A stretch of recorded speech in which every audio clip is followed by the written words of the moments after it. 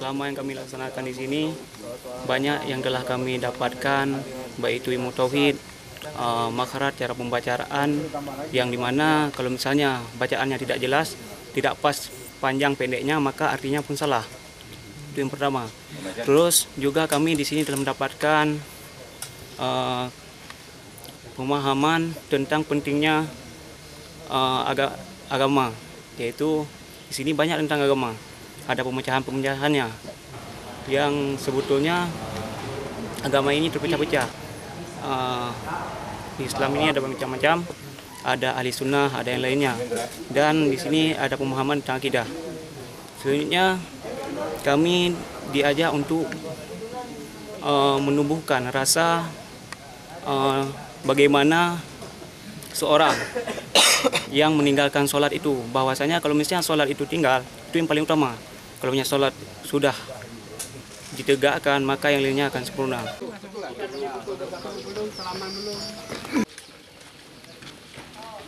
Latar belakang agamanya sudah lumayan juga sebelum mereka datang ke sini.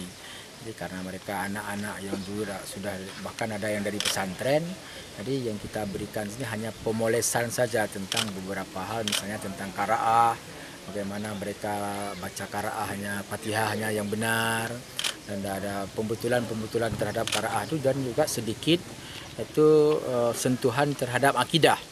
Kita telah memperkenalkan kepada mereka tentang akidah, bagaimana yang sebenarnya yang dikatakan dengan akidah Ahlus Sunnah wal Jamaah, dan bagaimana mengidentifikasi tentang perkembangan aliran sesat.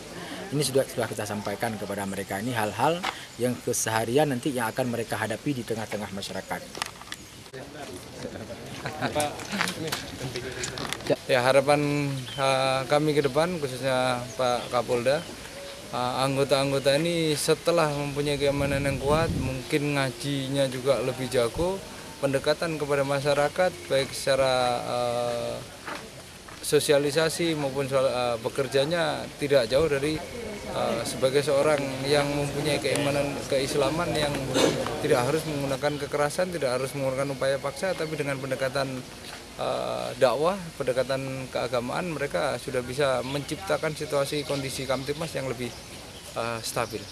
Ya, memang harapannya itu, mungkin dengan pendekatan agama ini, karena memang di Aceh ini Islamiknya cukup kental, dengan model pendekatan keislaman ini, mungkin tidak perlu harus ada upaya keras, upaya sampai penangkapan, sampai kejadian pencuri pun kita upayakan akan hilang dengan cara seperti kayak gini.